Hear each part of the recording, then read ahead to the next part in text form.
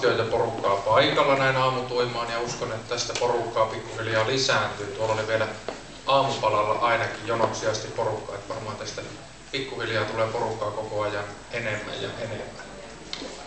Olkaa tosiaan tervetulleita Kalajoelle ja sitten myöskin niin, että kiitos jo tässä vaiheessa järjestävälle Pohjois-Pohjanmaan piirille, joka on taannut meille hienot puitteet, joista ollaan jo yhden päivän ajan päästy nauttimaan. Olette tehneet kovasti töitä, että kiitoksia siitä. Kaikki on pelannut viimeiset päälle ja pelaa varmasti tästä eteenpäin. Kalajoella pidettiin edellisen kerran liittokokous vuonna 1974, kävin vielä tarkistamassa tuossa tuon päivän, ja silloin puheenjohtajaksi valittiin Esko Aho ja häntä vastaehdokkaana oli vielä ainakin kuulemma edelliseen iltaan saakka Seppo Kääriäinen, joka sitten luopui ehdokkuudesta vielä viimeisenä yönä, mutta oliko se puukkojen yö vai miten siellä tällä tavalla tapahtui, mutta joka tapauksessa Aho tuli valittua puheenjohtajaksi.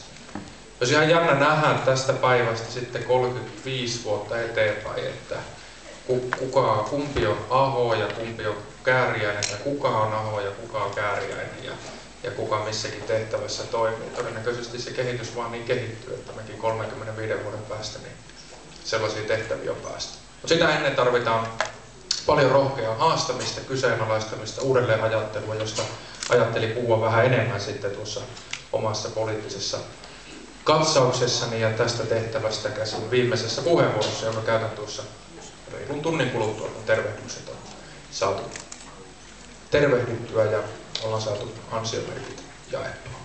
Mutta tässä vaiheessa toivotan kaikki tervetulleeksi ja näillä sanoilla julistan Keskustanuorten liittokokouksen vuodelle 2001 avatuksi.